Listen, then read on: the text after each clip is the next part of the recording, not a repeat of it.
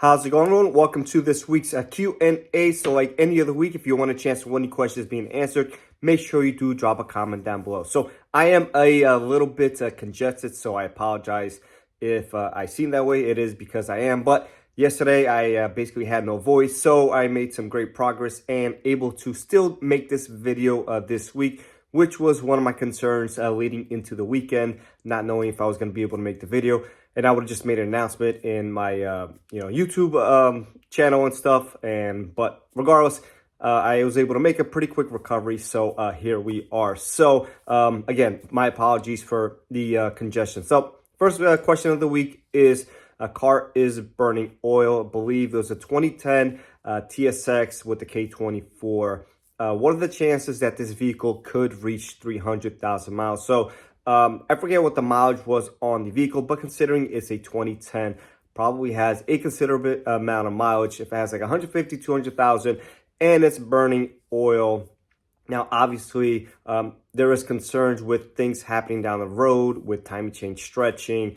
Obviously, some other things happening. Catalytic converter also deteriorating from that. Although, if you top off the oil and kind of stay on top of it, there's a good possibility that you will reach that milestone. So I would still kind of sort of start preparing for a worst case scenario in case something does happen. Now, if the timing chain happens to stretch because it's on oil and it's getting a little bit hotter than it should be, and it might throw a code and eventually lead to a jump timing situation. So just something to keep an eye on. So if it throws that P0341 code, that's kind of your indicator that you should either address it and get the engine rebuilt, or possibly get something new or used engine possibly, or just consider a new car or used car at that point. So again, tons of these cars out there are burning oil. They go 200,000, 300,000, 400,000 miles at times. So just keep topping off the oil. Kind of a hope for the best case situation here, but I think it'll get there, to be honest. So if it does get there or doesn't get there, make sure you drop a comment down below. If you had a car burn oil and you've driven it 100, 200, 300,000 miles, drop a comment down below again. Just share your experience. So hopefully that answers the question for you.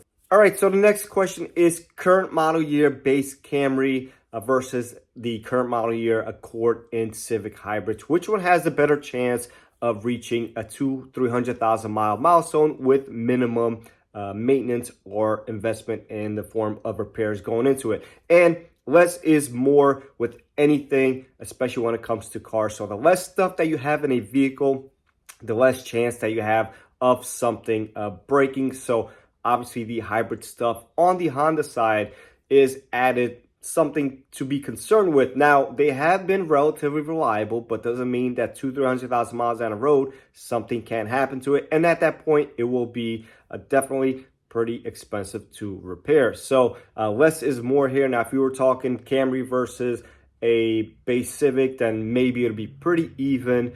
But considering that we're talking base Camry versus hybrid, I think personally, the Camry will do a little bit better long-term and reliability. So hopefully that answers the question for you. All right, next question is identifying bank 1 and bank 2. So bank 1 is always going to be where cylinder number 1 is. That's kind of how you decipher it and stuff. Now, obviously, what's first cylinder? So that is hard to say because sometimes it's on the left side, sometimes it's on the right side.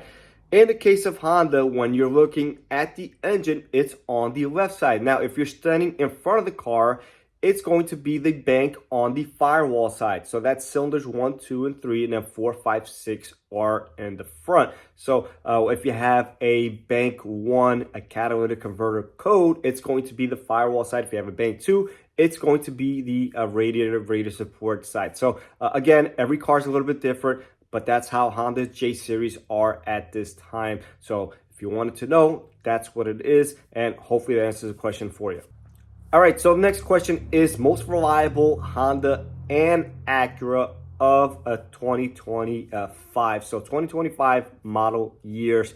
I made a video on both of these a couple of weeks ago. I'll make sure to have them in the description section down below for the full lineup and how kind of they fall into the reliability or long-term issues, in my opinion. So for the Honda side, I am going to go with the 2025 Honda HRV. Now, super reliable. My only issue with that vehicle is that it is underpowered. But if you want something that's almost guaranteed, even if you neglect it, to get to 300, 400,000 miles, it's going to be that HRV.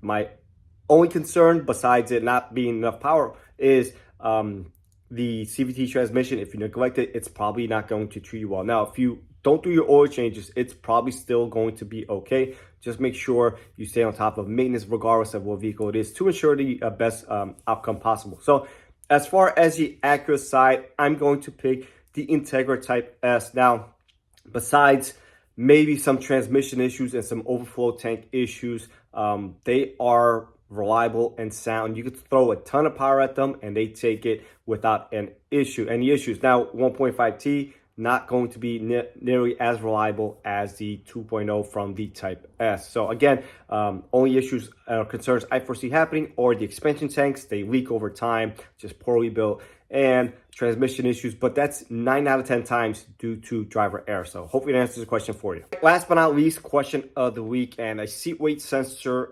recall update was requested by a few people. So this seat weight sensor recall affects these cars: 2022 Accord, 2021 Accord Hybrid, 2021 Civic, includes the SI, 2022 Civic, 21 Civic Type R, 20 to 21 CRV and CRV Hybrid, 2020 Fit, 20 to 22 HRV, 21 Insight, 20 to 22 Odyssey, 2021 Passport, 20 to 22 Pilot, and 20 to 21 Ridgeline. So basically the whole lineup from 20 to 21, 22, give or take. Now, Honda is allowing for some of these vehicles to be sold from my inventory as long as it has no SRS light on and a waiver is signed by the customer, understanding that there is an open recall. Once parts are available, they could come in and complete the recall at that time. Now, we've had some small batches of these come in. I've done a couple of CRVs, and I believe a couple of the guys did HRVs,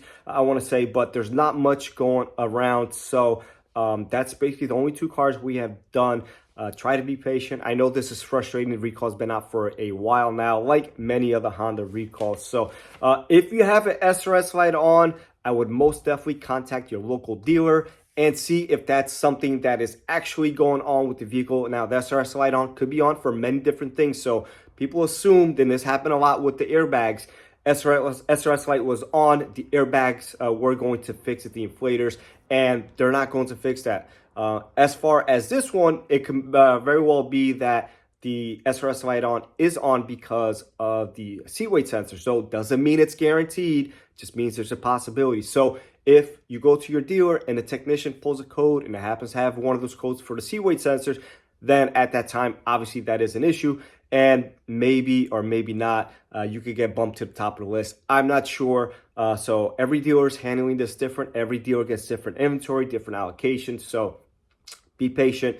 Again, if you have an SRS light on and your vehicle hasn't been in a collision or anything like that lately, it was fixed properly, then contact your local dealer and see if they can do anything for you, or at least put you on some sort of a waiting list. When they get allocations and inventory, then they could go ahead and maybe call you back at that point. So hopefully that answers the question for you, and I'll catch you on the next one.